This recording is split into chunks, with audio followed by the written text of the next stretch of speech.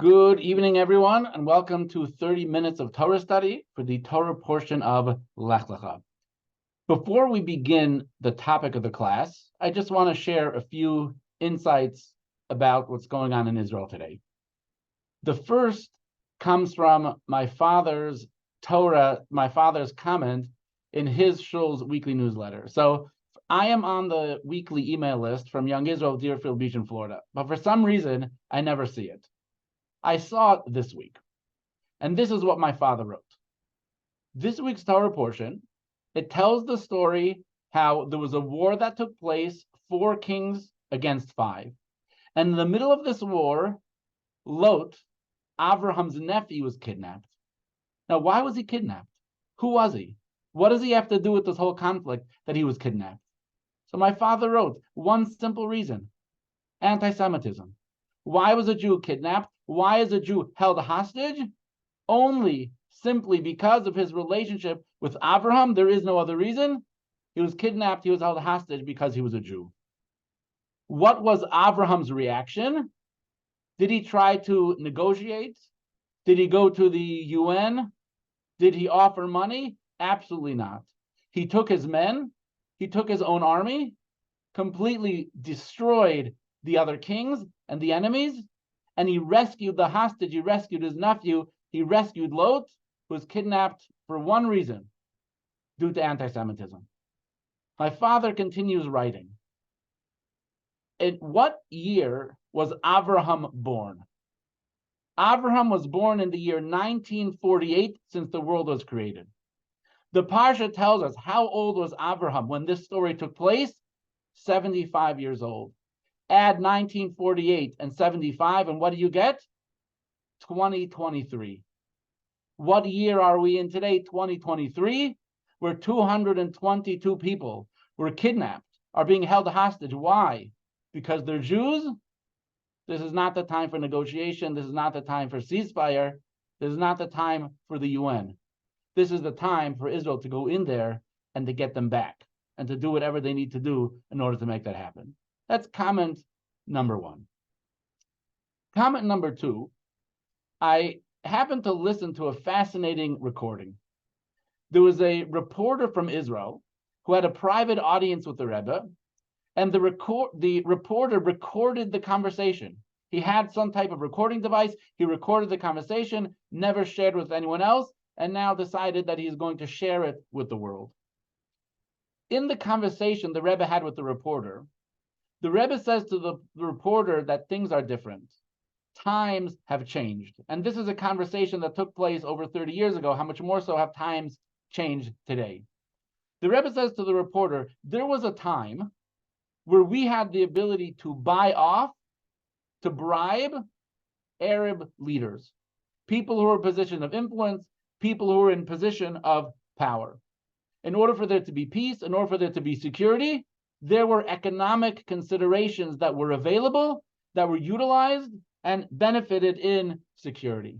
However, the youth today, the Rebbe says, amongst the Palestinians, they're not interested in money, they're not interested in economics, they are zealots, right? Religious zealots, they are fanatical, they want an end to the Jewish people, they want an end to the land of Israel. It's not going to work. The Arabs are going from secular to religious, and the Rebbe said the Jewish people have the opposite problem. They are going from religious to secular. The Rebbe said there was a time where a Jew in the land of Israel would say, give me a piece of land anywhere, I will settle it. Give me a piece of land in the Negev. We are pioneers. We're going to settle it. We're going to make the desert flourish. They wanted it. They desired it. But today, the generation of Jews that live today, we fought enough, we relaxed enough, right? We want freedom, we want vacation, we want to relax, we want everything given to us. And this is a huge problem. When the enemies of Israel possess a religious fire and energy and enthusiasm, they cannot and will not be bought off with anything. What about our children? What about our youth? How do they relate to the land of Israel? And the Rebbe said their message must be delivered to the youth in Israel today, that we are not European colonizers. Rather, we can trace our presence in the land of Israel back 40 generations direct, And even more than that, because the land of Israel is the homeland of the Jewish people, we are a part of it. We're not colonizers, right? We're not European settlers. This is our homeland. And where does God give the land of Israel to the Jewish people? In this week's Torah portion that we're going to read on Shabbos, in the Torah portion of Lech Lecha. We have to know it. We have to feel it. It has to burn inside of us. It is ours, period. Now let's get to the theme of tonight's class. I had a very important meeting with someone in the community on Tuesday. And in the middle of the meeting, we were discussing some numbers. He said to me that, I'm sorry, but I'm having a hard time concentrating. This entire week, I cannot concentrate because of what is going on in Israel. My heart is hurting. I'm in pain physically. It's weighing heavy on me. My mind is clouded. He can't focus. I know I can relate to that statement, and I'm sure that all of you who are watching the class can also relate to that statement. And there are two questions that we have. Number one is, what can I do to help and to benefit the Jews in the land of Israel? Our brothers and sisters have been murdered, are kidnapped, they're hostages, war is going to take place, they're over there, I'm over here, I want to help. The second question is, we ask, what can we do for ourselves so we can function, so we can do the things that we need to do? We're so distracted. Our mind, our heart, it's terrible. What can we do? So tonight's class is going to be on one of the many pieces of advice that the Rebbe would give in this type of situation. The Rebbe's advice was, think good and it will be good. Right? This is a line that you've probably heard 100 times if you've been affiliated with the shul, with any Chabad rabbis. Think good and it will be good. But is this just some type of trick? Is it a game? Is it some type of gimmick? Just some like psychological trick to make us feel good? Or is this something that actually has power to it? It's real, that our thought process has the ability not only to affect and impact our mood, but also to affect and impact what's going on in the land of Israel. So in order to understand this, we have to go back to the source. Where does this expression come from? In Yiddish, trach gut vet sein gut. This saying comes from a story. There was a Chabad rabbi who taught in one of the yeshivas in Russia. His name was Rabbi Michal, and he had a child that became sick, deathly sick. And the doctors told him that we have done everything in our power, but he literally only has hours to live. There's nothing else that they can do. So what did he do? He immediately, as fast as he could, he went to go see the Rebbe. But he was not sure if he should, because his son could die at any moment. He walks into the Rebbe, and this is what the Rebbe says. When I went into the Rebbe, Rabbi Michal recalled, I gave him my prayer note for my child, and a thought crossed my mind at that moment. Who knows what's happening with my son? The doctors gave him just hours. I burst into tears. The Rebbe read the note and told me, don't cry, it will be good. Don't wail, you will be at the bar mitzvah of your grandchildren. The Rebbe told him, think good and it will be good. And in fact, it worked. It actually was good, and he lived. And he was at the bar mitzvahs of his grandchildren as well. But how does it work, and why does it work? So the Rebbe pointed to the Zohar.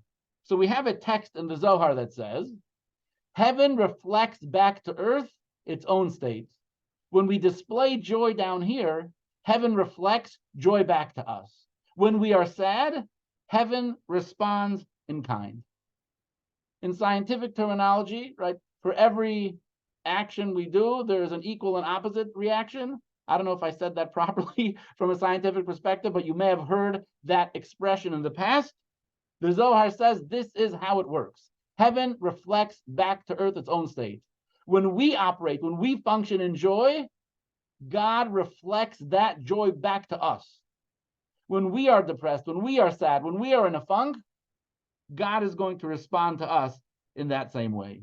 In other words, the Rebbe is trying to tell us It's not just a psychological trick that can improve your mood, but trach good, v'zayd good, think good, and will be good is real. It is actually doing something. It's actually making a contribution. It makes a contribution in our own life, and it makes a contribution for our brothers and sisters in the land of Israel as well. But you might be saying, Rabbi, that's a beautiful line, but it's hard. It's difficult. We are in pain. There are people whose lives are in danger. People are going to die. And you're saying, think good and will be good. How is this possible?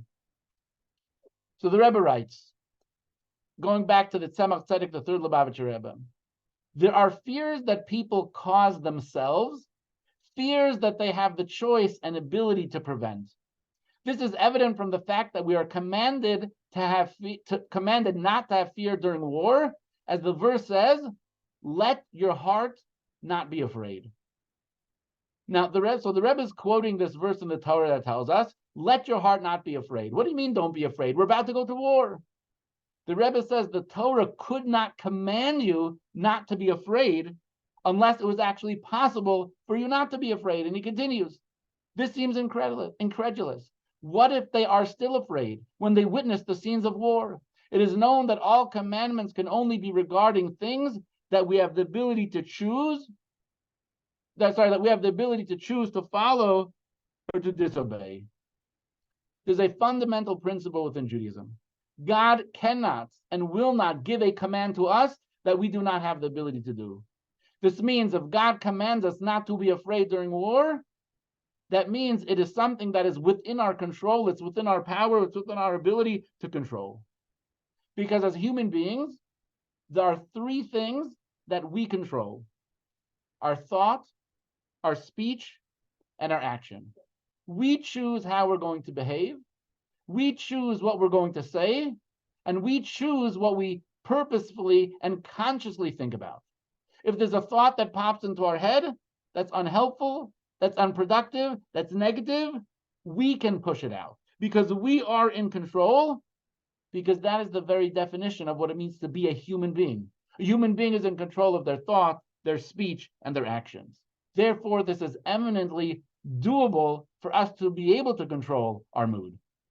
The Rebbe continues, the primary method of distracting the mind from fear is to redirect it to other matters. These can be mundane, happy matters, as well as Torah study, which gladdens the heart.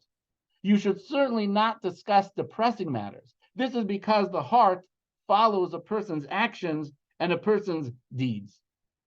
The Rebbe says this is not some type of a miracle work. You don't need to be a tzaddik or a righteous person. Human nature is that a person's heart follows the mind.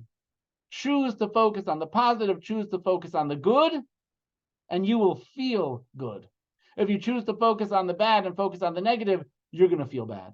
Push away the bad, introduce the good. Shut off the negative, turn on the positive. Shut off the news, open up a Jewish book. It works. It's human nature. Therefore, absolutely, it's doable. Is it hard? Maybe. I'm not saying it's easy, but it is absolutely doable for us to be in a mindset and to be in a state of trach good, v'zayin good, think good, and it will be good. When addressing this issue, the Rebbe pointed to a biblical source for this idea that I think is absolutely fascinating, something I never would have came up with. The Rebbe goes to the story where Moshe is walking amongst his brothers and sisters who are slaves in Egypt. And there's an Egyptian beating one of the Jews. Moshe is so incensed that his brother is being beaten, and he kills the Egyptian. He kills the Egyptian to protect it, to save and to defend his brother. What does he do? He buries the Egyptian in the sand. This is not the type of thing that can get out there in the public, that Moshe killed this Egyptian. The next day, Moshe again is out watching amongst his brothers and sisters who are slaves in Egypt, and he sees two Jews are fighting, and he can't believe it. Jews are fighting, and he steps in between them and he tries to break it up. And one of the Jews says to Moshe, "Oh, are you going to kill us just like you killed the Egyptian yesterday?" And Moshe says, "Oh no. What I did is known. People know about it. Paro is going to find out about it. Paro is going to kill me. I have to run. And Moshe flees for his life. He leaves the land of Egypt and he has to go to Midian. This is what the Rebbe says about Moshe's attitude. The answer must be that had Moshe not been afraid, Paro would never have found out. Think good, and it will be good. Moshe should have trusted that no Jew would report on him, word wouldn't spread, and Paro wouldn't find out. The Rebbe says something so powerful. The power of positive thinking, of think good and will be good, that if Moshe just had the faith, the trust, the positivity, that Paro will not find out, Paro would not have found out. He wouldn't have. People would not have told him. That is the strength and the ability that power of think good and it will be good has. Our attitude, the thoughts that we have in our mind, the words that come out of our mouth, the speech that we use, has real power and has real impact. Look at what the Talmud has to say about speech. In Israel, evil speech was called triple speech because evil speech kills three: the party who shares it, the party that listens to it, and the subject of the speech. So this is the famous Talmudic phrase that when you spread gossip about someone, when you talk negatively about someone, it's damaging to the person who said it, to the person who listened to it, and it's damaging to the person who it's being spoken about. Now, why is it damaging to the person who's being spoken about? It's not just an issue of reputation destruction. That's not what we're talking about. The explanation is, when you talk negatively about another person, that has the ability to reveal those negative character traits within the other person. It brings them to the fore, it makes them more real, it makes them more powerful, and the person might actually act on it. That is the power of speech. When you speak negatively about someone, it can actually cause that person, it could impact that person to be negative. Like, that's how much power it has. Moshe's fear, Moshe's distrust that those Jews will say something is what actually caused those Jews to say something. If Moshe would have had faith and trust in the goodness of those Jews, that they would not say something to Paro, that they would not have said something to Paro. That is the power of positive thinking, of think good, and it will be good. The Rebbe takes two lessons from this whole story. One is a general lesson. The second lesson is more relevant to the war in Israel that we've been talking about. So lesson number one, the Rebbe says, the lesson we can learn from this is that our soul descended into this world where it faces various impediments to observance of Torah and mitzvahs. We shouldn't think that we lack the ability to overcome these difficulties. We need to think good, and it will be good. So point number one is, there are challenges to Torah observance. It's not the easiest thing in the world necessarily. Shabbos, kosher, all these type of things. But if we think good, it will be good. If we have that positive attitude, it will actually create a reality within our life that makes it easier to be more observant in Torah mitzvahs. We need to be confident that we have the power to overcome the impediments, and then we will be able to. When we think good, it will be good. If you constantly think, I can't, then you know what? You won't. That's what's going to happen. But if you think, I can, and I will, then you absolutely will be able to do so. But now the Rebbe switches gears a little bit to teach us a lesson that has to do with the mindset and the attitude that we have to have when it comes to the war. The Rebbe goes back to the story of Egypt, and he quotes the Medrash. The Medrash says, on the account of four things, our ancestors were freed from Egypt. They did not change their names. They did not change their language. They did not speak evil speech. None of them engaged in licentious activity. So this is referring to the Jews as slaves in Egypt. How did the Jews merit to be redeemed from a slavery that was so powerful that it says not one Jew could escape? Deadly. The control, how the control that the Egyptians had over the Jews. The Medrash continues, they did not change their names. They descended to Egypt as Reuven and Shimon, and they came out as Reuven and Shimon. Yehuda was not called Rufa, And Reuven was not called Loliani. Yosef was not called Listus. And Benjamin was not called Alexandria. These, of course, are various Egyptian names. The Rebbe says this is not just telling us something simple about the importance of having a Jewish name versus not having a Jewish name. The Torah is telling us here something so deep and something so powerful. How is it possible that the Jews merited to be redeemed and freed from so many hundreds of years of slavery in Egypt? It's because of the attitude that they had. They went down to Egypt with the attitude that they will be free one day. They did not adopt Egyptian names. They went down as Reuven and they left as Reuven because their attitude was, no matter how dark it is, no matter how painful it is, no matter how oppressive the Egyptians are, we will be redeemed one day. And it was in that merit that they were redeemed. The answer is that as soon as they descended to Egypt, as Reuven and Shimon, it was immediately clear to them that they would come out as Reuven and Shimon. Immediately upon descending into exile, we need to be fully confident that we will come out intact. We have been given the power to achieve this. If only we have the confidence, if only we have the positivity, if we only have the trust, that will create the reality. It does not matter how dark the darkness is right now. Our attitude has the ability to change that and to shape that and to lift the darkness from upon us. Now let's go back to 50 years. The Yom Kippur War. There are so many similarities to the war that took place this year that started on the holiday of Shmini Atzeres and Simchas Torah. It was a sneak attack. The Jewish people were surprised. There were so many that were dead. There were so many that were killed. And there were also people who were held hostage. It was a disaster, just like we are feeling right now. The difference was that the majority of the killing of the Jewish people this year took place on one day, on the day of Shmini Atzeres and Simchas Torah. However, when it came to the Yom Kippur War, the third day of battle was the worst. And it was on the third day of the battle that the Rebbe held a Farbrengen in 770 in Lubavitch World Headquarters. And he began the Farbrengen with asking the question, how could he hold a Farbrengen?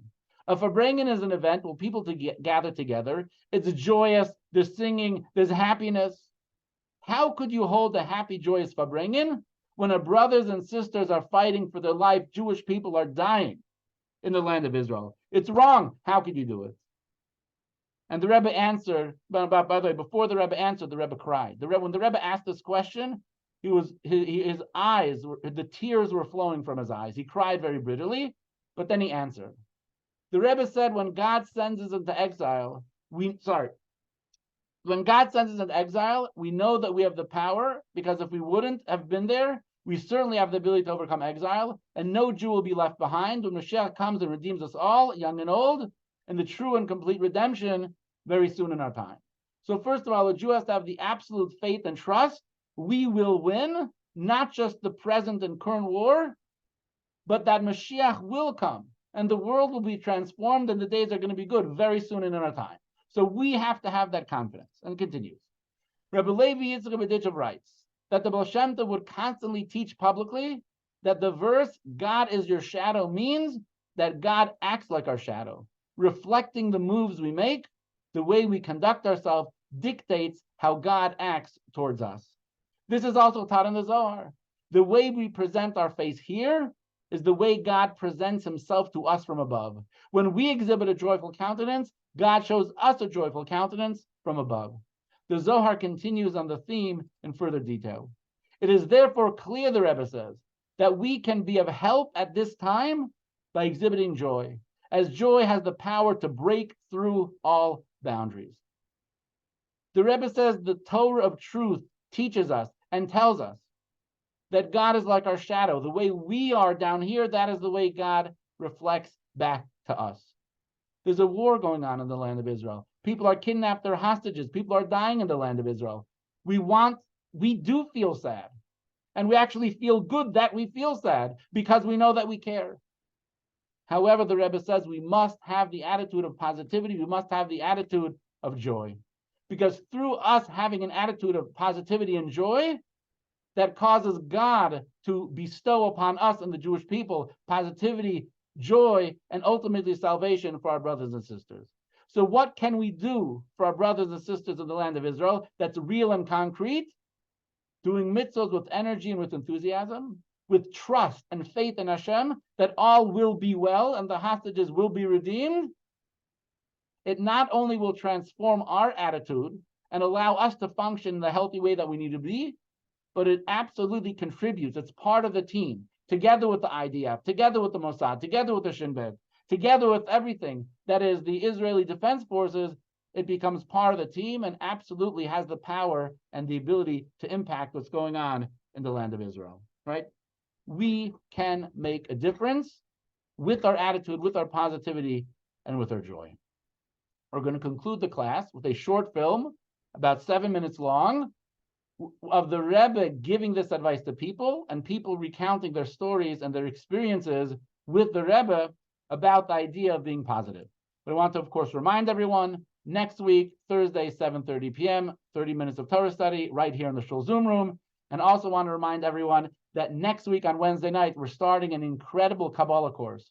We're going to lay out the foundational principles and ideas of Kabbalah, of Jewish mysticism, and how to translate them to be practical in your life.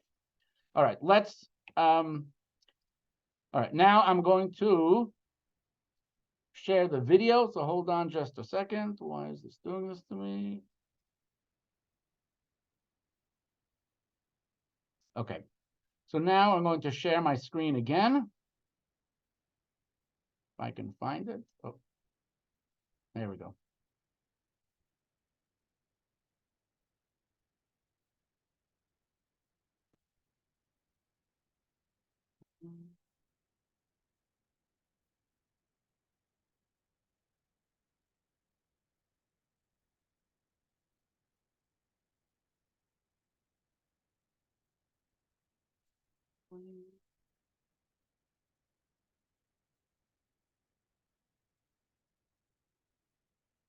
Hold on a second. It does not seem to be playing. We will try this again. Right, there's always going to be a little exciting technical glitches, but I bet it'll play in a second. Oh, there we go. Now it will play.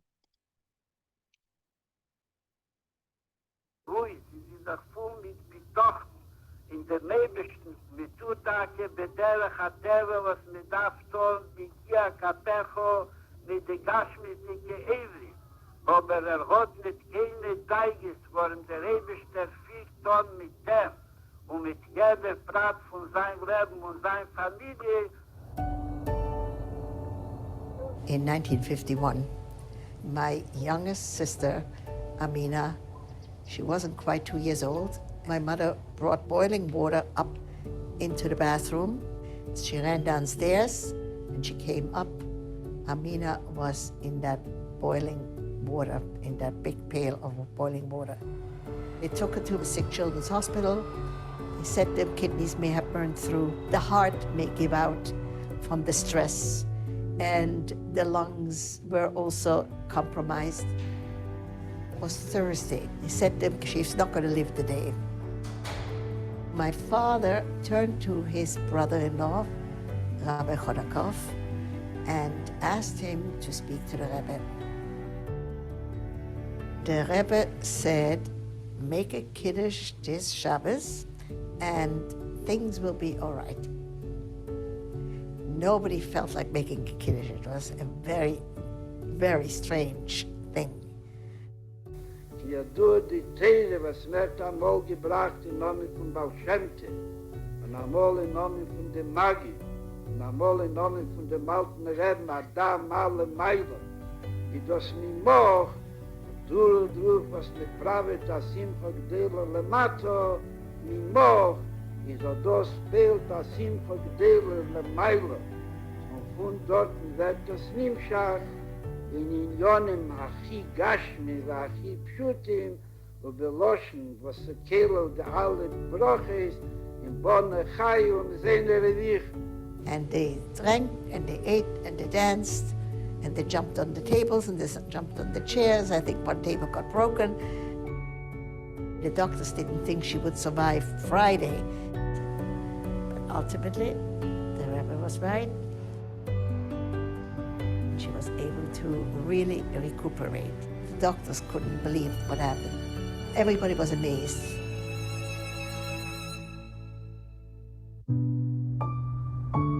יום אחד אני מקבל מכתב מהבית, שאבא קיבל התקפת לב, והוא במצב אנוש. ואני מקבל מכתב כזה, מה אני צריך לחשוב?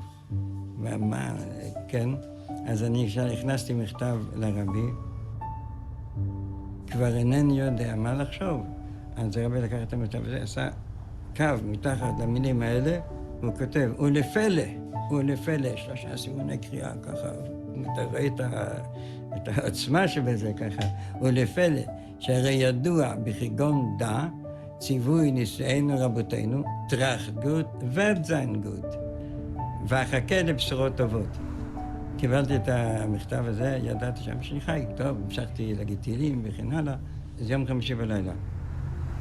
Schaß der Betochen ist, wie sie darf zu sein, bis in der Nefen al-Haschlich al-Hashem Yehovcho, ewe huyech al-Kelechot, stell der Ebesch der Eche zu, de Kelim, in welches soll sein und Chal sein und herabkommen die Broche, begolui betev hanire והניגלה.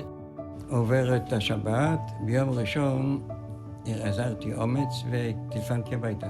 אמא שלי מרימה את הטלפון, שאלתי אותה מה שלום, אבא יצא מכלל סכנה. עברתי את הכביש והלכתי במינכה שם, ואמרתי שהרבי יוצא ממינכה. נו, אירותם שטויבס פמיר? אמרתי לו, כן, יצא מכלל סכנה. מתי? אמרתי לו, ביום חמישי בערב. אז הוא שואל אותי, מתי אתה התחלת לחשוב טוב? Doch ידוע אפילו von der alte Rebbe in Sefer Tani Kadisha ist Megame, die Linie von Hepech Asimcho, אפילו wenn sie weiß sich heiß hat, hat sie bis auf den Bedashmius. Und noch mehr, אפילו wenn weiß sich heiß, hat sie bis auf den Beruchnis. Und noch mehr, אפילו wenn die sie bis auf den Tag in Zius, auf Pieter Semet. לא היו לנו ילדים כמה שנים, דבר שמאוד מאוד כאב לי. וזה היה עם דיאגנוזה של רופא, שטען שאני לעולם לא אוכל, מבחינה ביולוגית, אני לא אוכל ללדת ילדים. אמרתי לבעלי שאני רוצה לנסוע לרבי. אמרתי לרבי שאני רוצה ילדים. בכיתי הרבה. הרבי הסתכל עליי ואומר לי, הייתכן שבחורה שלמדה בבית יעקב תולה תקווה אך ורק ברפואה הקונבנציונלית, הוא עושה לי כך, ואפסה תקווה מן השמיים, ומן הראוי שישבו וילמדו את ספר חובת הלבבות, שער הביטחון, ולא יצטרכו יותר לבכות. והקדוש ברוך הוא יברך אותם בבנים ובנות חסידיים, יראי שמיים, ויזכו לגדלם לתורה, לחופה ולמעשים טובים. Doch der alte Rebbe der Pashtus und der Plotius, als die Tolkienini von Nazareth. Gleich Tomer Paulus amol etwas rein. Hashem mit Menlo Afibu, darf man gleich suchen, letztens, was das Mehaper sei. Zu Ahinen Teif, bis zu Simcha Amitis. Beruchni Jeis, wenn ich falsch wurde, kommt das Ares in Simcha Amitis Begashmi. God Almighty bless you, so God will strength and Parnasa. And today seems to have more talking. God Almighty and will have more bracha from God Almighty. More talking, so more talking. And they shoot and swallow it, not my words. The most important thing, and I think that's what the Rebbe gave mostly over, is the koyach of positive thinking.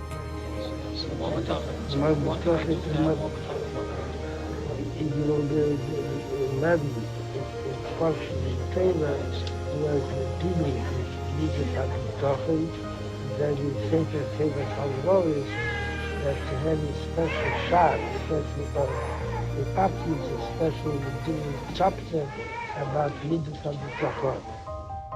עכשיו, אנחנו ישבנו ולמדנו,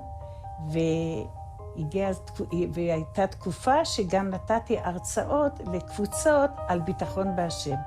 וכמובן שזה חיזק אותי מאוד, והבכי כבר נגמר, לא הייתי צריכה לבכות, וגם הקדוש ברוך הוא עזר מיד.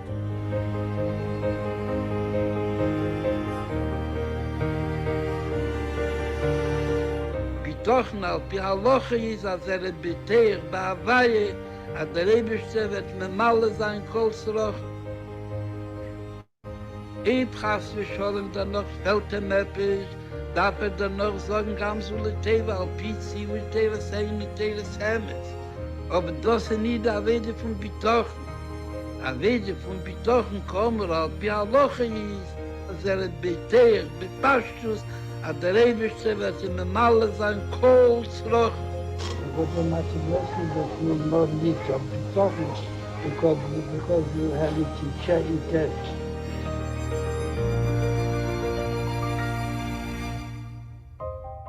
אז הרב אומר לי, נו, ich soll doch noch einmal nicht treffen, solche Sachen, sollt wissen, alle Menschen zu trachten gut.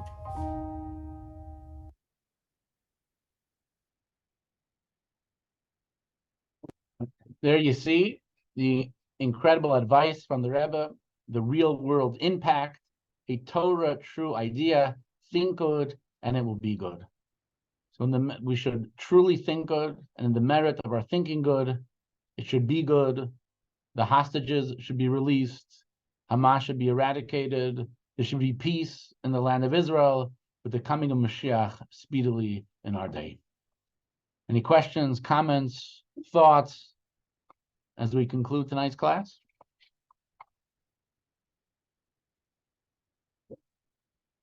If not, then I will thank you so much for joining me tonight. I hope you'll join next week as we do another 30 minutes of Torah study. Again, phenomenal class, the world of Kabbalah beginning next week on Wednesday night. And of course, we've got Shabbos. We have a phenomenal Shabbos with a special treat at the Kiddush. We're going to have all kinds of wonderful dips to go along with the wonderful challah. So all kinds of fresh challah and all kinds of dips to celebrate the bris of Avraham. Avraham has a bris in the Parsha, so we're going to have all kinds of delightful dips at the Kiddush.